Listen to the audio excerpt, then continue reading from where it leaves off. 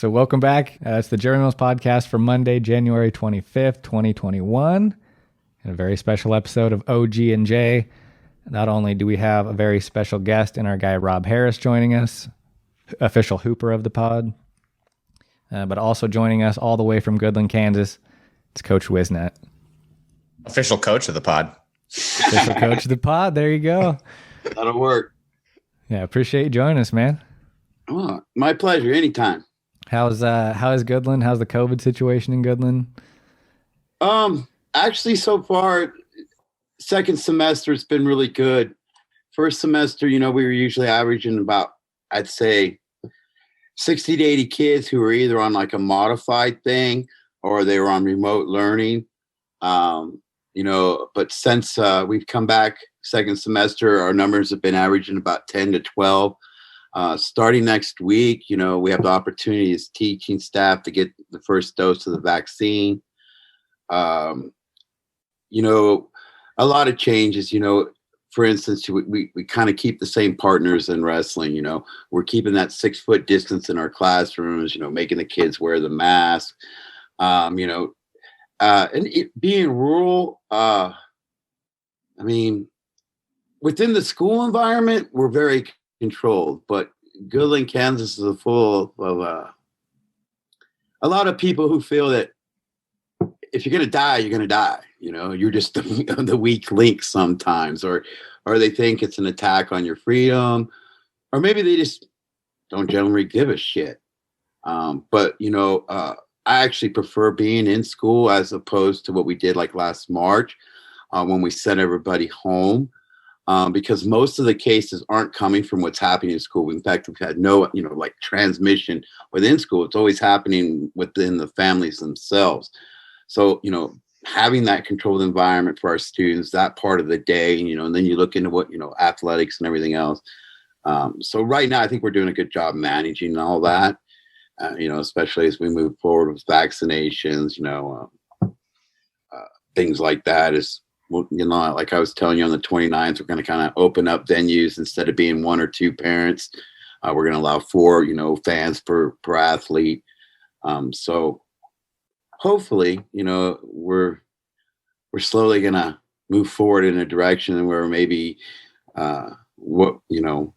things can. I don't want to use the word normal because normal is not a reality, but hopefully we can move forward where I guess maybe we're more responsive in how we handle this situation, and maybe glean some things and see ourselves in a different light.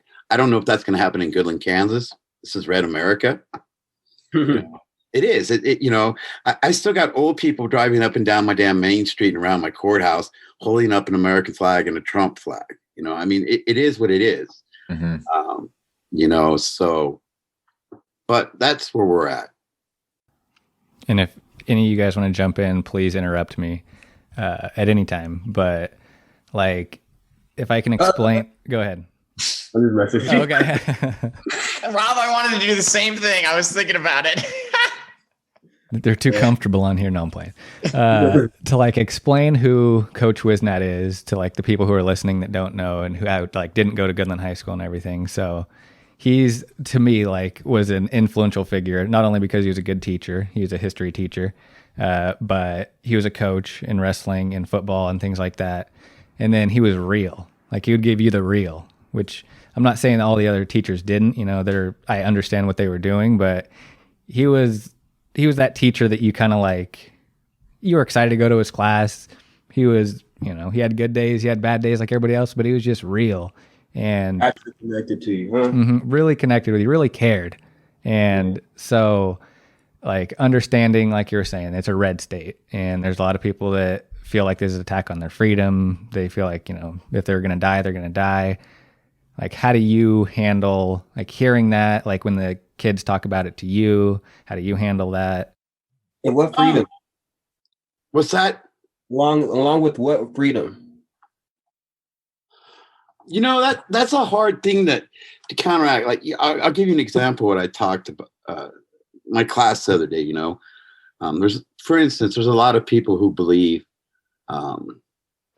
still to this day, I mean, I got students till to this day, because I did like a blind vote and they could vote, who believe that, the election was stolen. And I'm like, okay, so let's look at this. We have 60 court cases, 60 court cases. We have 10 plus judges that were appointed by Trump, and they've all been dismissed. I mean, at what point are you capable of processing the information that's there? And, to a certain extent, okay, there's a certain level of zealousy for what they hold on, I guess, that defines them. And in a lot of senses, we're attacking that very definition, and they're not willing to surrender that. I know I upset parents in the community. I've been told that, concerning my politics. And the sad thing is you always offer them the opportunity to present evidence. And I guess in a typical fashion that we've seen all too often come about, they just become loud and boisterous. One thing I always tell my students, though, and this is important as a history teacher, because I can have my political opinions, but at the end of the day, they need to learn to ask their own questions and define themselves. And I constantly challenge my students to do that, So, for instance, like I had them look up 3 different countries on COVID for a project, compare their responses, compare what happened. And I purposely picked 3 countries, the one at the top, one in the middle, and one in the bottom. And then, I was like, hey, we need to compare and contrast what went there. But beyond that, we also need to look at the cultural identity that exists there. For instance, in Japan, they're wearing masks every day. Why? Because they see themselves as part of a community. In America, we're the land of the individual. Any man can be president. Hell, I was fed that story when I was 4 years old going to kindergarten too. Anybody can grow up to be president of America. We have these lofty things that we're going to be self-defined, and that we're individuals. And when you get out here in rural America, and you're talking about farmers, and I have the utmost respect for them in the sense that these are hardy people. This is a low crime community. If something happens, people are going to step up and help people. These aren't people that are cruel by any means necessarily, but they are also, they're also isolated. We live in a small Western Kansas community. We have families upon families that have been doing the same things. And tradition matters, and cultural values matter to them. And sometimes it's sad because, there's a part of it that's like, I wish you could just at least explore the truth. And for too many of them, they don't even want to do that. But for them, freedom is, I don't know. I think they're hurting. I've told my students this too. Trump isn't alone. He tapped into something that he just recognized within so many people, and we live in a world of fear. You ask my students that are born, like my juniors, they were born after 2001. And they can really not tell you anything about the last, 19 years, almost 20 years of war. It's not a part of their world. They don't even recognize it. And yet we send soldiers and bombs and so much money, so much resources. Oh my God. Yeah. And so a lot of times I'm clashing with kids that have no recollection of what goes on in the world. They don't talk about it at home. It's very rare to hear a kid who has parents that engage them in political discussion or any kind of discussion. But I also know I reach a lot of kids, like I've reached Jeremy, and I've had kids that I had a young lady one time tell me, she goes, I don't know if I always agreed with you, Mr. Whisnant, but I think you're the kind of teacher every kid needs at least once in their life. And I just want them to question their world. Let them, I want them to be them, not a regurgitation of everything that's been said to them. I want them to realize that things aren't so simple. I couldn't agree more with this. Can I call you Coach? Yeah, that's fine. Yes. So I went to a very kind of conservative private school for a lot of my educational background. And so many of those kids there were just conservative because that's what their parents had been feeding them, And so they had never thought about it outside of what they had been told. And it was just I don't know, having a teacher to push them where it's you need to question this and you've got to bring your own questions and think about this on your own. is just so impactful. So it's good to know that there are good teachers out there doing the work you're doing, Coach. Thank you. For real. Like bringing it like you did too, like not just, some of the arguments you get into where it's, no one really has like the facts or the understanding like you do. And like you can challenge them in that way and have them do assignments to kind of get them to understand. And like, I think in today's world, you don't see a lot of people changing their mind, at least online, which is hopefully not the whole world. Do you see people changing their mind like in your classroom or in your experience at all? Sometimes, and then, there's always going to be those students that, no matter what, that we're going to stay where they're at. A perfect case. We were discussing white privilege, and I had several students challenge that. I don't have white privilege, and this was an extension of, trying to say that racism isn't a problem in America. And I'm like, just because you don't experience white privilege in a blatant sense doesn't mean it doesn't exist. I said, you live in a white community. What's going to challenge that? Mm-hmm. I said, and then kids are like, well, I think they make up experiences. And I'm like, I grew up in a multicultural world. I grew up in the military where, I went to school with people of all colors, all cultures. And I remember the first time I guess my naivete, whatever you want to call it, my innocence was somewhat ruined, because I always went to military-based schools. I grew up in a military world. And I mean, I guess we had basic concepts of racism. But when I moved to Myrtle Beach, South Carolina, and one of my friends was, like a mixed race, Black father, English mother, he was walking around with his white girlfriend, and some good old hicks, used the term mud shark, and I mean, the thing is it's there. I mean, you can't be an idiot and not know about racism, and the stories in our history, but it wasn't something I had strongly ever experienced. And then you start recognizing things. For instance, every worker that comes to Myrtle Beach Air Force Base comes in on a bus from Conway, South Carolina. They're all Black people. We'll bus you in to clean our hotels, but we're going to bus you back out. Just subtle things like that. And then I joined the military, but even in the military, you could see that there was anger and aggression between races. I mean, we all worked together, we all fought together, but there's still the latency of people's lives before they came in the military that were still expressed in the relationships of soldiers. Let's be honest, good old white boys would hang out with good old white boys, people from Hispanic people would hang out. There was still that natural segregation of comfort. We would all get together in uniform and do our job and cover each other's backs because that's what soldiers do. So just like any other thing, when it comes to a child, sometimes you need to tell them what's real. You need to tell them your own experience. And, in situations like that, that's all I can do. I can be like, you can say this, but I'm going to share with you something. These are the things I've seen. You're going to be leaving this community at some point, and you're going to see a whole different world than what this little place is. And if you're going to go out there with ignorance in your heart, man, life's going to be a son of a bitch.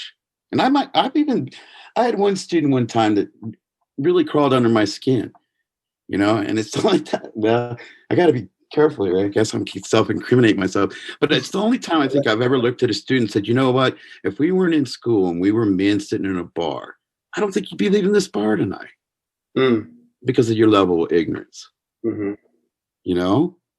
It's just like, I've had several kids, say that it's okay to say the N-word because it's in a rap song. And I'm like, you don't get that pass. I don't get that pass. No, it doesn't work that way. Why? And see, I think that's where they really suffer, because they don't see how they've been a part of anything that's happened in a negative manner because they've never seen themselves as a negative. They came into the realization with the black president if you're talking about the last 14 whatever years now, like they don't know what the world is like with that other side of this seat is held. Like you said, anybody would say that you could be the president, but in my community, that term was kind of like, whatever, anybody could be this, anybody could be that, and not that it was like whatever, but like that's not what I'm trying to do. Our mind's not even thinking like in that sense, in my opinion, at least. And like I wanted to go into more what you were saying, that the change part of it, because you're talking about the communities and that, I mean, that's such a real thing to me, coming from growing up in the multicultural and then in the high school going into like pretty much just a black community. And it's like, you are where you are, you're experiencing, like, you want them to have their own knowledge of what's going on in the world. But then at the same time, you are where you are.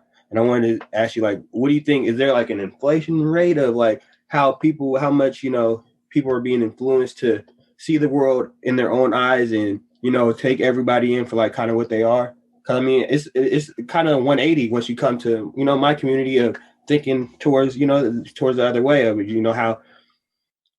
how, I mean, privilege is a real thing. And I mean, all communities, in my opinion, in a sense within, it is a different situation for my people, but at the same time, it's not black and white like that. There's that other side that's like, Trump is terrible, but then every president is going to kind of look out for what they're trying to look out for. Somebody's going to be mad because that's not what they want. But yeah, the inflation part. What do you think that the amount of people that are going to be influenced to see things in their own light and whatever, or are they going to just continue to be what they be and have to get those experiences? That's an interesting dynamic.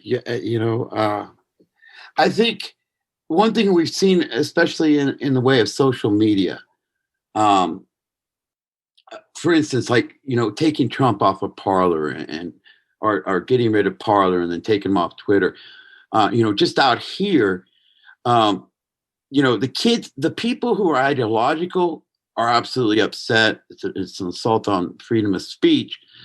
But my kids, to a certain level, live in an ignorant bliss. They interact with a world that seems to always, like TikTok. My kids can tell me the greatest things in the world about TikTok, but they can't tell me what's going on in the world that really affects them. My kids can spend hours, they're sometimes I get really frustrated with this. And this aspect is the sense that I don't even think they have the wildest inclination of what's greeting them once they leave home, and sometimes that scares me. I'll give you an example, though. I mean, youth is always going to change and times are always going to change. For instance, I got old teachers that won't talk about transgender issues, don't even want to, have very negative views about people who come from a homosexual lifestyle. But if you ask youth today, man, they're like, who gives a crap? So in certain aspects, I think that we are seeing things change. I'll give you a perfect example. If you would ask probably kids in 1984 when I was graduating, in high school and going to high school, what they thought of interracial marriage, and you look at things today, I mean, they're complete. There is growth. I think more along the lines of interpersonal relationships and how they view people in general, just because there's been a greater exposure to the way social media allows them to interact. But at the same time, there's a lot of duality. I'll give you an example. I have a farmer that I cut wheat for, and he knows that several of his employees are illegal, and he gives them a good home. He's paying them fair wages, and he's not going to turn them in. He's not, but he's also has that duality of like, yeah, I support the wall. That's one of the things I think we should affect immigration, and I like that Trump wanted to do something with immigration. And I'm like, but he doesn't want people to be punished or suffer.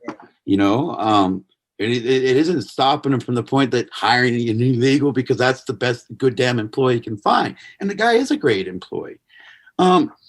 So, Not black and white is. No, I mean, and then 20 years ago, it would have been very rare to see Hispanics marrying whites in our community, not being ostracized for some reason or another. You look today, no one even bats an eye at it anymore. So, I mean, I think there's been some growth, but in certain ways, this goes back to it all, I guess, just our motivation of fear, the micro fears, the bigger fears, the idea of losing status. It's no different than a kid in school who plays the game of being popular or surviving the bullies. It just, I guess, those same things that we fear, acceptance. Some kids think about where's my next meal coming from, and that's the reality of their world. They're not going to be concerned with anything else. I got some kids that are worried, if mom and dad are going to love them if they got an A or a B. I mean, there's just so many. Do you think that? Because that seemed huge to me. Like, and even growing up, that was huge for me. Like, do you think a change or like a reconstruction of like the school model in a sense would be like a lot more influential to like that change? Well, one thing we're doing right now, we're actually doing, state of Kansas did this model relaunch, where we're trying to change how schools taught, the general structure of a class day, the opportunity of classes. We're kind of inhibited here, and I don't always know if I'm necessarily well equipped to answer a lot of questions about education because, in the sense that, we're a micronism out here in rural America. What works here, I can't tell you is going to work somewhere else. I think that's the best answer you can give. I mean, I think that's the problem with our education system almost from the get-go is we tried to standardize it across a huge country where things can't always apply to everyone the same way.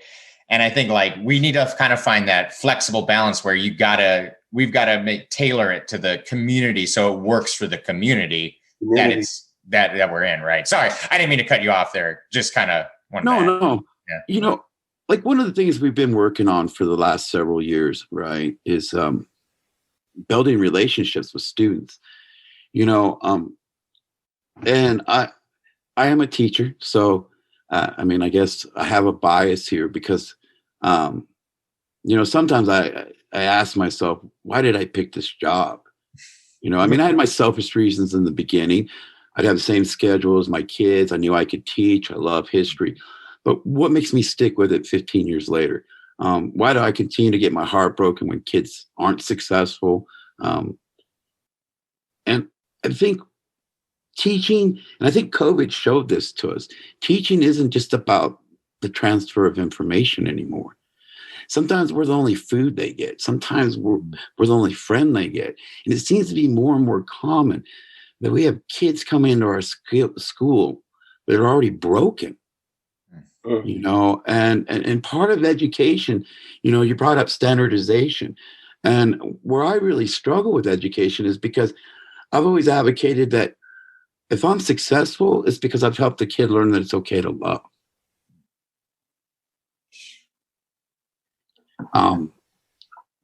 I think that's, yeah. I mean, to just kind of like build on that, I think like the transfer of information these days is a little wonky because we have this access right to the internet where we can basically find any detail you want is instantly at your fingertips. So it is almost more about teaching kind of like how to love, teaching empathy, teaching these social skills that build a good community member, a good person, so that they can then take what the internet can give them, that power of like instant access to information, and use it in the best way possible, Oh, most definitely, and the thing is, though, with the way I guess the internet is so changed and grown exponentially, and layers to it, it is sometimes hard to teach students to think critically. Oh yeah, we've done a lot of things. Like I did a thing with some people this learning your bias that's done by Harvard University. You know, we've done some really cool things through Stanford about recognizing bias within ourselves. You know, usually when I try to give topic material, you know, because in today's age, if they don't like the source, they're just going to dismiss it. Oh, it's Fox News. Oh, it's CNN. I usually try to use sources as neutral as possible in the dissemination of information. But I think even more important, you know, and I even get in, I guess I even clash with my own staff about this, you know, because we are, unfortunately, we are graded by scores and other things. But, you know, I constantly advocate. I even tell my students this. I'm not here to teach you just history. I'm here to teach you how to learn. Because if you know how to learn, the world's your oyster. You know, I could have been a doctor. I'm intelligent enough. And even if I'm not, I can work hard. You know, but the idea of, for me, that's important is teaching him that skill. Teach him curiosity. My kids today, when they come to me, you know, they're like, they want to know what's the right answer, what's the wrong answer. And unfortunately, with history, you can't find that answer because there's so many different perceptions. There may not what's my right answer may not be your right answer, but you know, we can use evidence. You know, be perceived in just so many ways. I was talking to somebody, I think my dad, you know, just about the Bible. Like every time you read it, it says something. It might say something different to you because it's could be perceived, and maybe it was written to be that way, or you know, I mean, things just really enlightened in the sense that it's just perception compared to what's written, what is written, what is supposed to be, maybe, I guess. No, you know, but like you bring up a good point. Like, I've read the Bible, you know, multiple times, and I'm by no means a churchgoer or a Christian or even I still have my wonderment about the message of it. But like, you know, you talk to kids, you know, and I'll ask this question. How many kids consider themselves a Christian? You know, and I'm sorry, I live in a Christian community. They all raise their hands. Then you ask the question, how many of you have ever read the Bible? No hands go up, or maybe one or two every so often. You know, and that's one of the challenges I place to them. I'm like, if you're going to be something of faith, if you're going to be something that is bigger than just your belief system, that affects the world around them and the way politics work, the way social structures work, don't you think you ought to crack the book and learn yourself? My one thing with that, right? I consider myself a Christian, like growing up into it, and you know, all through life, pretty much. And when I would read the Bible when I was like in high school, like I think all the way into high school, like every sentence seemed like it was different, like related to something completely different. I couldn't put one sentence to the next together. It was like I feel like it's a certain code that you have to live and you have to gain knowledge and wisdom. You got to experience things to like kind of to have your understanding, you know, because if you don't have anything to relate it to, you can't. It just doesn't. It doesn't. I don't disagree there, but I'll give you a perfect example. Or my daughter used to go to a youth group. Right. Both my kids went to youth group because I never felt that it was for me to define my kids' relationship with their faith. And so, you know, I remember my daughter quit going to youth group because one time one of the members had sinned, I guess you would say it, but the sin, she felt that the way that the church handled it was wrong, that it wasn't it was about power, it was about humiliation. And, you know, and I don't expect every kid like to be knowledgeable in the Bible. You know what I mean? Especially at such a young age.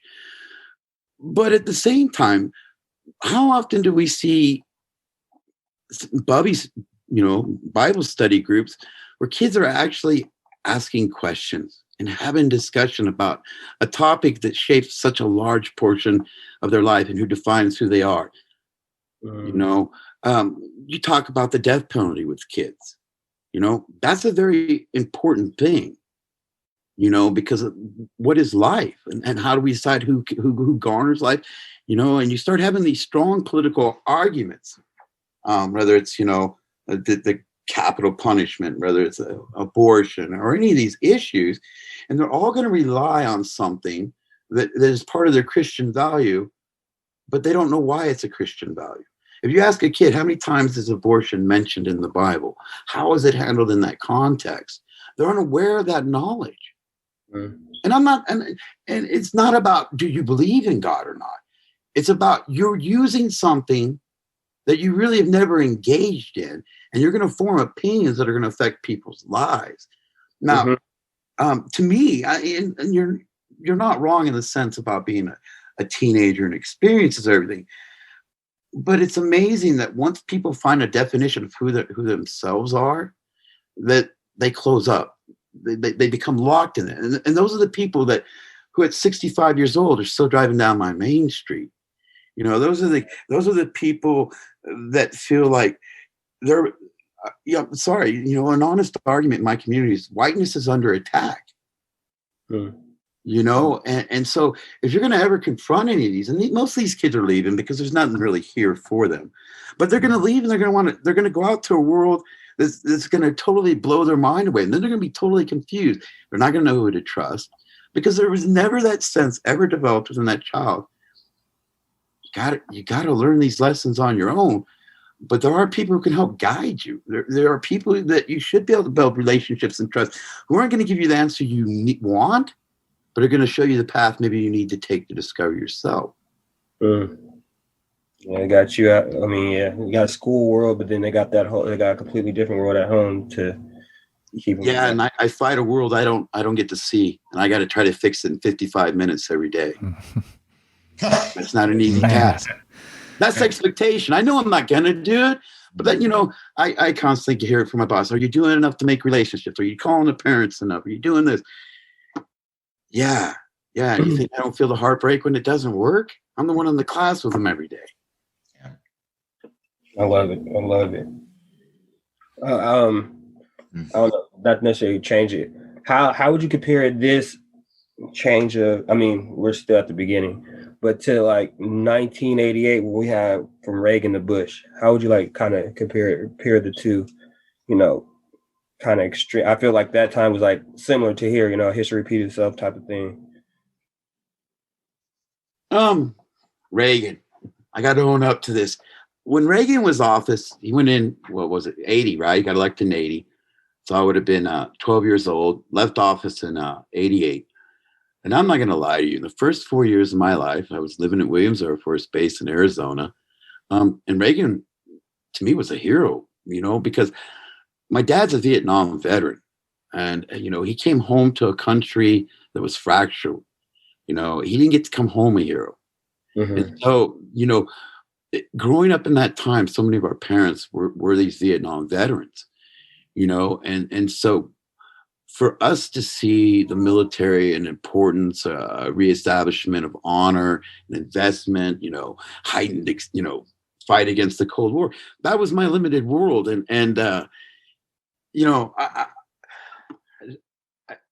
Jeremy brought up one of the things is I'm going to, keep it real. I used to be that kid that would wear a t-shirt that said better dead than red, kill a commie for mommy. So, I mean, I guess, to be honest in that, I didn't recognize Reagan for what he was until I was much, much older. And Bush was just the right continuation at that point. I'm not going to lie. I voted for the older Bush because that was the first election I could have voted in.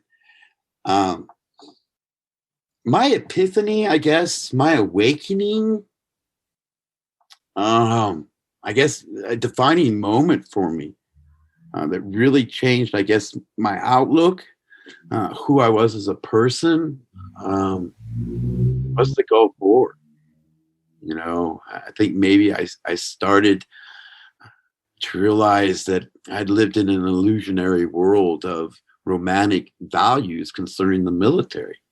And don't get me wrong, my son serves to this day. I am honored to have been a warrior and a soldier. I served with a lot of great people. But I also recognize that sometimes we were part of a machine that didn't necessarily have the same values I did anymore. Not black and white. But as far as as a history teacher kind of looking at this, Trump is unique. I've never experienced this in my 52 years. Trump is very unique. I remember and this is a faint memory. I remember being in my backyard in San Bernardino, California, in 1970, would have been like 71, 72, 3 years old, 4 years old. Police helicopters flying all overhead. And there was a race riot going on, down like a mile from where we lived. And so I grew up in a tumultuous America, post-Vietnam era. It seems like you said, we go in waves. But as far as this time, I'm scared. I even tell my students that, there's real fear. One, I'm always going to speak the truth. So people know I'm an outlier here, in my own community. And I'm okay with that because, someone's got to go into the jungle sometimes to bring a little light. So I'm not a coward by any means, but this time I don't remember the radicalization, like this QAnon group or just what's happening in the world. This greater middle class still existed with Reagan. It was starting to go away, but middle class still existed. We're reaching an epic where conditions, the distribution of income, the way jobs work, the manipulation of information, the ability for these. Let's be honest. You had to mail your shit out if you were KKK or some kind of fanatic. You had a small mailing list. Today, you got the whole world as your audience. It's a much different thing. And, in the last few days, what is it? The Proud Boys came out and now they're calling Trump a wimp or something. But it's like, there's women, and this is an amazing thing. You win the mind of a woman, you can control so much. And people just don't recognize how powerful women are in that way. You look at British propaganda, World War I, home front, aimed at moms. It wasn't aimed at dads. It was aimed at moms to get their young boys to go fight a war. And wow. I'm surprised at how many women there are that are in love with Donald Trump. And people from the Midwest too. Like he's a New York, a New York City slicker. Like in any other way, they wouldn't like him. Right. It's just like, but you don't realize is that your inaction is created an action that is validated, something that's freaking lunatical that you would never allow to happen to yourself. And yet you rationalize it. And that's the kind of sickness we're working with. Rap music in the Black community. So see, that's the thing. You can always go to the other side and, find that acceptance for somebody or something that, something in a person that's not correct or whatnot. And I like to say that with like what you're saying is I feel like, and you were talking about like earlier, is with like the internet makes the world so much bigger, but then your world so much smaller because you're not outside no more. I don't know about in Kansas, in Goodland, but like they're not outside, actual community. So the community is the world, which seems like it's huge, but then you're still cramped in. Now your anxieties and your want for acceptance, the high school effect, the school effect is becoming so much smaller. And it's just like, how do we widen that back out? We were outside as kids. We would be outside right now, finding something to get into. That is something I talk to my kids about at school. I used to come back here every summer and work for my grandfather on the farm.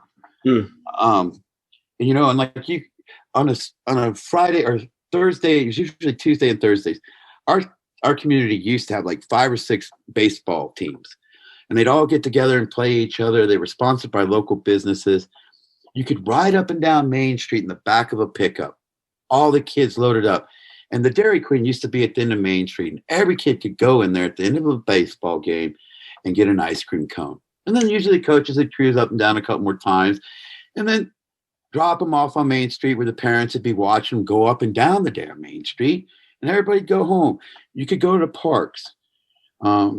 Kids were out. There was a vibrancy that the kids would play. I remember we used to have to be asked to come into the house. Lunchtime, always be home at lunch. And after supper, when the street light came on, you came home. And I'm going to give you, for example, this is once again another personal story. I clashed with my wife. I live like 3 blocks from a park. And I remember when we first moved into this house, my son was in 2nd grade, or actually, no, he was in 6th grade. My daughter was in 1st grade. And my wife went to the grocery store, comes home, and she's like, where's Emily? I'm like, she's down at the park. She by herself? I'm like, yeah, she rode her bicycle down there. Well, you need to go check on her. Why? I told her when to be home. She has a watch. Why? Well, go check on her. I want to make sure she's okay. And I'm like, no, we're not going to grow up in this world of fear that there's someone who's coming out to snatch my damn child. Mm-hmm. If you look at human history, less people die from crime and war than they have at any other time. But what we are seeing is so amplified that we create these irrational fears. No, my kids and I aren't living like that. Yeah. But here's the thing. She got to play outside. She got to play outside. Well, I don't. And I've asked other parents, like, why are you this way? It wasn't this way when you were a child. Why are you this way? And you want to know why?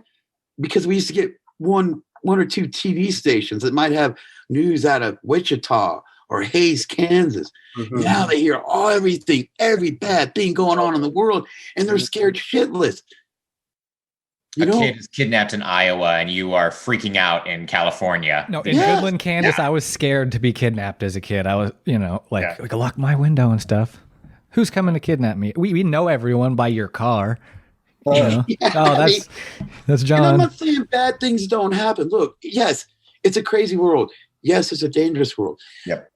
But you can't enjoy life if you're always living in fear. Yep. That's 100%. I don't know. So my kids had freedom. I think about it now. I think about I think we're probably, me, Jeremy, and Robert, like a little bit of the last generation that just played outside by themselves randomly, because I walk around my neighborhood here and I don't see kids just playing outside much ever. Whereas I was always outside until it was time to come home. And that was just it, Mm-hmm. And so it's very strange that we're heading in this way. Must be, I don't know. Jeremy, were you always inside? No, I can remember being, like Coach Whisnant was saying, you weren't really allowed inside, and we had gotten a PlayStation or something, so we were inside. My mom was just like, "Get outside!" So she literally pushed us out, locked the door, and when she did that, something happened with a wasp's nest, stirred them all up. We were getting stung, banging to get back inside. She was just like, "Oh, they're throwing a fit," and so that's how it was, And in Goodland too, it was like, you hung out with your neighbors. That was like, let's hang out because we live close to each other. Let's ride our bike somewhere. It, like you said, it was pretty safe. You didn't have to worry about, it's not like you couldn't go somewhere when you were younger, like ride your bike somewhere. And it's, I don't know. Me and my friends would go ride bikes for miles away from home. And it was never, even before, we didn't even have cell phones at that point. So our parents couldn't even check in, Right. We used to have the races in our neighborhood. We used to be dangerous kids. We used to have races in the neighborhood, like street races. We had the perimeter. Oh, yeah. All the lanes were cleared. Love it. That's hilarious. You brought up a good point about not having cell phones. Growing up as a kid. And in certain ways, I feel really bad for kids because they don't get any freedom. And part of growing up, look, I could tell. I think sometimes my students live vicariously through me to a certain extent because I did grow up in that era. You talked about riding your bicycle for miles. I grew up in Williams Air Space. Through a good portion of my, kid years, and I remember us riding our bikes down the actual canals, like riding in the water, and making jumps. And the thing was, though, our parents didn't need that constant sense of attack. They didn't have that anxiety for us. Yep. And you look at parents today and the way our world is structured, there's that anxiety in parents. And I feel bad for the parents. I feel bad for the kids. And I'm going to go against, this is something I guess that kind of makes me stand out as a coach. Jeremy can attest to this. When I was a kid, when I got out at summer, it was time to be a kid. Go family vacations, hang with your friends, go to the pool, mow a few yards. we got kids in 4th or 5th grade that when they're getting out of school, their whole summer's planned around weight programs, going to summer camps for this sport or that sport or this or that. And look, I'm a wrestling coach and I love going to wrestling camp with my kids because it lets me get to know them. But I've never stopped a kid from wrestling because he didn't go to camp for me. I can't say that for every coach in every school around the United States. Our kids' lives are so structured. Like, I explain to my kids, we grew up with one TV, no remote control, 20-inch color TV. We were like highfalutin. And my TV time was from 8 to noon on a Saturday to watch cartoons. Rather than that, I watched what parents wanted to watch. I remember I didn't get to sit if adults came over, kids went in the room and played. Adults were adults, kids were kids. And now you see parents who've surrendered so much control. And I'm not saying that, but I don't know. I guess adults let us be kids sometimes. Sometimes we fell down. Sometimes we threw a dirt clod and someone got a black eye or had to go get stitches. Yeah, sometimes we did glue hair together or start a small fire we shouldn't have built in, little cooking utensil. I mean, we got all these stories, but the thing is our kids knew that we weren't fragile. Yeah. Kids today are fragile. Mm-hmm. And I feel like it's almost extended now too. It's like parents are like extending this like into adulthood now where like, we have young adults where their parents are checking in with them every day and doing stuff for them. Whereas like, I don't know, like it just seems like this fragility is extending now into adulthood for kids, especially early adulthood. I don't know. My own family's guilty of that. I don't talk to my kids too often. My daughter knows I'm a phone call away if she needs something, but I don't need daily validation what she's doing in her life. But my wife, she talks to her daughter every day. Yeah. I just I'll give you a pretty example. Here's a good example. I had a student last year and I was trying to this student, if she doesn't get an A, go like literally almost has a nervous breakdown. Like and to me that's unhealthy. And I know it's parent driven. So I was like, trying to maybe plant a little seed because you're not going to change minds. But sometimes you can plant a little seed. Explaining to the parents that like, look, life isn't worried with a GPA. That's what you need to get into college. And I said it had nothing to do with me getting a job or most people getting a job in their lives. Yeah. I understand that GPA is important, but there's a lot of other things that are important. Your daughter has nervous breakdowns when she struggles and fails. And yet it's in failure we find our greatest lessons. I get it. Your daughter, you want your daughter to achieve. You want her to go to college and have opportunities. But what is she going to come out on the other end looking like? You can't, to me that's cruel. Because I know me speaking personally, and I'm sure for all three of you is, man, it's failure where we discover ourselves, but if we're given that freedom and we're given those tools to help us cope, you can't just throw them to the wall, but I don't know. You gotta find a way to make everyone understand that in your failures, you're still succeeding. You were shooting for something.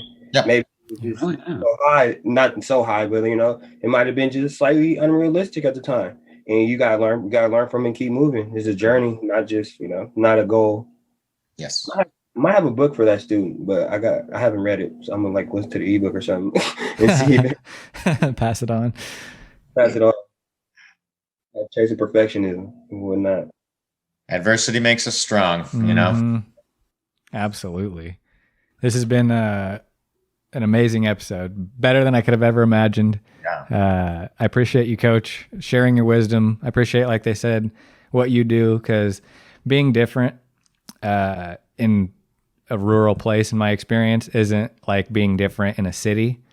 Being different in a city is awesome. All right, somebody different. Somebody's doing their hair different. Okay, this is exciting. Maybe I can learn from them. When you get a haircut that's different, in my experience in certain places, like rural places, it might just be school, but being different isn't necessarily always good. And especially the way you're being different in this climate today.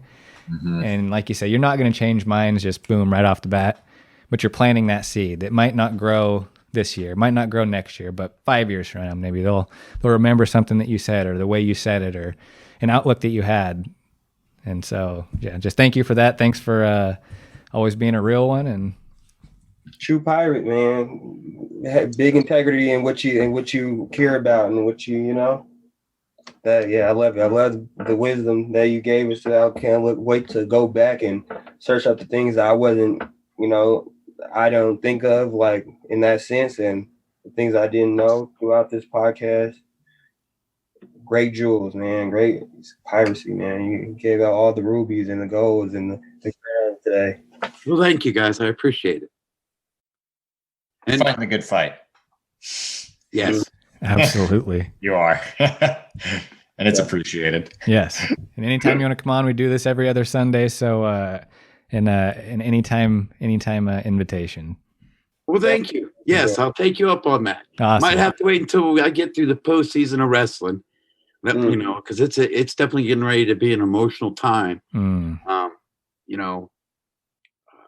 It's always hard to see your athlete get to the end of the season, and and sometimes they achieve their goals. A lot of times they never do. But I appreciate the offer, and I definitely will show up again. And it was nice meeting you too. And I wish you all a great week and much happiness. There we go. Thank you, guys. See you later. See you later. There it is for Coach Whisnant. Wow, what an experience that was. I just had to sit back and enjoy that one. I loved it. Yeah. Well, it's a fascinating, interesting man, without a doubt. And so appreciative for that. He's being kind of a voice in a voice in a place where it's not probably always the easiest to speak out. Like he probably does, Not at all. Yeah. Not at all. Any instant reaction you want to finish the podcast with? Anything? I'm kind of at a loss for words. I was expecting us to talk about wrestling. We didn't even talk about wrestling. All wrestling podcast. I thought about creating a wrestler for him. Maybe that's what we can end with. Let's create a wrestler for Coach Whisnant because he is the coach. He'd be the coach. He's the coach, but he's like, I don't want to compare him to the wrestler I'm going to compare him to because of the things he did in his post life. But are we doing this? Yeah, exactly. We have to create we only have a few more minutes that we can do it. I think create a little wrestler for Coach Whisnant. Rob and Gareth, you guys did way better than I did last time, so I'm gonna leave it up to you guys. I'm gonna sit and watch this one. Gareth, for me, he's definitely the wizard. He's definitely the wizard. He's giving you history, giving you knowledge for his promos, and he's a brute. He's a brute in the ring. He's a war hero. I hear it. Gosh, special is the something that has to do with class, with the not class, but like schooling, and it'll be like how Juggernaut would run through walls. He would just load up and just run through somebody. The shoulder, like I'm the Juggernaut. We're definitely wear a mask because we're going with that Juggernaut image. Oh yeah. Man, I want to buy the new wrestling game just to make him on it now. I love it. And the craziest thing is that is his nickname, is the Wizard. They call him that. Like they called him that when I was in high school. So man, wow. Yeah, wow. I love it. Can't beat that. I might call him Coach Wizard. Coach Wizard. Yeah. PhD in life. Yeah. So Wizard PhD. Yeah. Oh, that's it for Coach Whisnant, for Rob, for Gareth. It's the Jerry Mills podcast for Kelly Pearson's birthday, January 25th, 2021. Shout out to him. He's having a girl. Kelly, if you're listening to this, the future is female, my friend. And we'll see you next time. Oh, yeah.